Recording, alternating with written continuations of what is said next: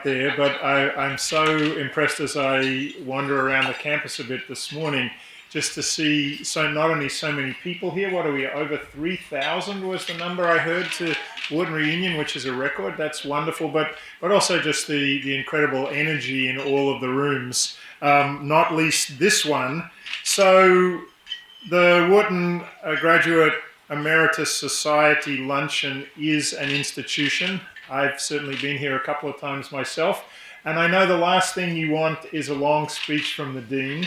So I'm not going to give you a long speech, but I did just want to say that it's just incredible to think, not only to have you here and to welcome you back to campus, but just to think about all the things that you've accomplished in the world.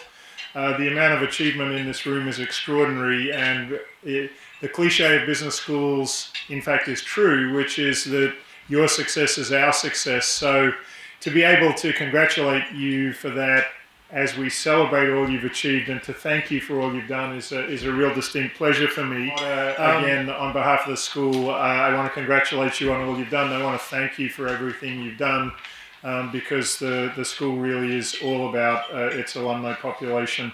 So again, thanks very much. Thanks, Tom. Yeah, I'm Tom Hadlock, and I thank all of you for coming. It's a good, robust group, and we do have energy, and we're going to continue that way with our programs in the future, which I'm going to talk about a little bit later. But Ian Bennett is our man who's a keynote speaker, and we're very pleased to have him. Class of '67. He's got a very impressive resume, and people don't always like to hear all the details, so you can fill us in if you want. But he has done a lot with Africa, and we're going to hear about that in a group called the Harvest Protection Network. In the past, he's been the CEO of the Finance Network, managing partner and director of finance in different areas. And one thing I have to say on a personal level is that he is the owner of the Equinox Hotel in Manchester, Vermont, where I've stayed a number of times skiing up in that area, and I have a very fond memory of it. So anybody that can have that kind of a hotel and do what it does in the way it does, I fully applaud, beside everything else you've done. He was in the military. He was a naval officer, and he's fluent in French, and he's an author of a book called Friends and Family. So would you please come up and talk to us for a few minutes, Ian? Thank you.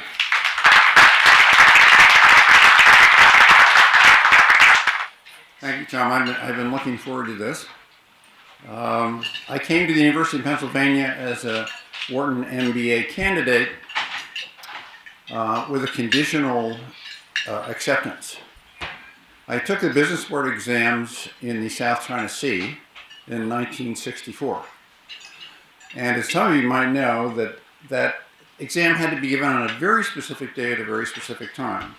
And at that specific day and time, we were doing shore bombardment off the coast of Vietnam.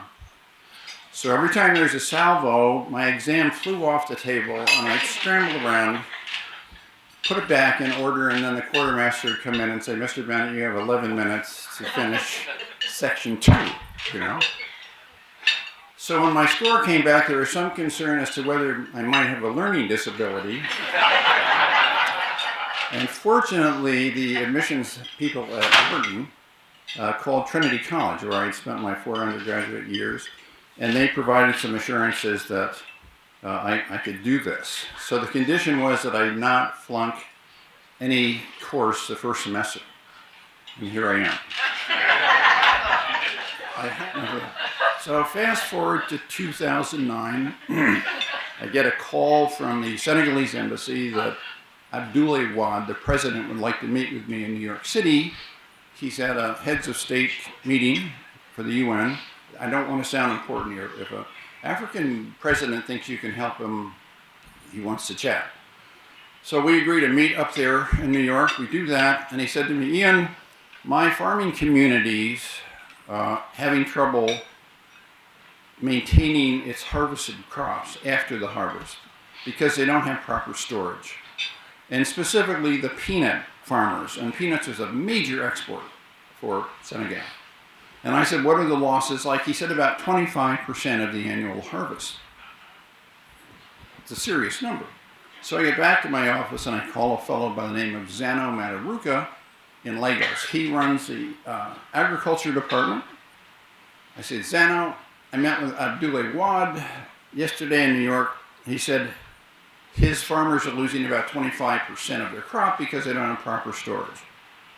And he said, Ian, in sub-Saharan Africa, if you talk about fruits and vegetables, the losses are frequently between 45 and 60%. And I said, why isn't somebody doing something about that? Because when an entrepreneur hears there's a problem, by definition, that's an opportunity, right? He said, oh, Ian, it's really difficult, you know, which I thought was great. Okay. So that's what I'm doing now. That's what I'm doing. And the basic underlying principle for the Harvest Protection Network is that you need three ingredients. First of all, the cooperative farming network has to provide the land for your building. Secondly, the host government cannot tax these buildings as they come into the country. And third, and this is the most critical, I need to have interest-free financing because I'm going to return the money. Essentially, that's a hybrid of a grant funding program, except grant funding is not returned and we're going to return. So I met with a banker in Lagos in connection with this building I'd already delivered. He said, let's go to Makurdi and talk with the governor there about their needs. So we flew up to Abuja and were picked up there, and we drove from Abuja to Makurdi, which is the capital of the Benue state. And along the way, we watched vendors throwing tomatoes over their shoulder because they couldn't sell them fast enough. He said, do you have any idea, Ian, how much tomato paste Nigeria imported last year? And I said, no, I don't. He said, $360 million. And these gals are throwing them over their shoulder. I have a 1-minute video that I'd like you to see because it's a really interesting tale to tell. Can you do that? A busy market in Lagos, these tomatoes are just a small part of the 1.5 million tons produced in Nigeria. Shoppers are lucky to get them though. 900,000 tons go to waste each year. Transportation is an issue, and with the country's power outages, refrigeration is another. But the fruit is a common feature in Nigerian cuisine. Nigeria consumes 300,000 tons of tomato paste a year. The country has to import it from China, though, to the tune of $360 million. Now, Aliko Dangote and the central bank are hoping to put a dent in that bill. They plan to build a $25 million tomato paste factory. Local farmers will get $700 per ton compared to the $350 they currently receive. The plant will be up and running by November and produce 400,000 tons a year. Okay, what Mr. Dangote is doing, and he's the wealthiest man in Africa, is filling an existing need. Going back to Dr. Shills, another bit of advice he gave me was it's much easier to fill an existing demand than to create one. The existing demand here is for tomato paste. The existing demand for what I'm doing is to protect these harvested crops from spoilage. So we're both similar in the sense that we're addressing a critical need. So before I stop talking here, at the risk of, I realize that I'm among my colleagues who hopefully, if you're going to make a mistake, you've already done that, okay? But at the risk of being presumptuous, I'd like to just pass along some advice. Don't buy a hotel. Thank you.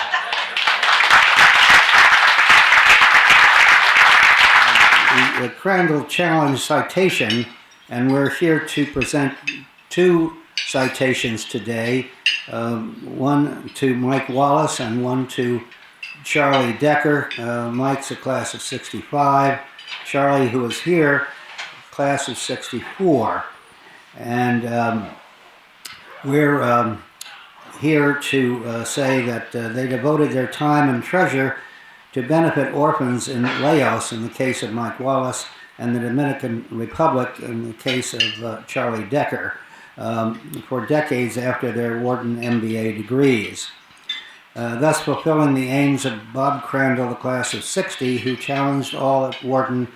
By the way, this Bob Crandall, I don't know if you all know who he is. He's a past chairman of American Airlines, and just a terrific guy. And he gave a spectacular talk here when he on his 50th, I guess in 2010, and he challenged all of us here and all of us throughout the Wharton Graduate Emeritus Society to be part of what he calls an old geezer's crusade, and it would be fantastic for all of us to do what we can, and I'm sure everybody in this room has done something in their local communities or their states or their educational institutions and so on.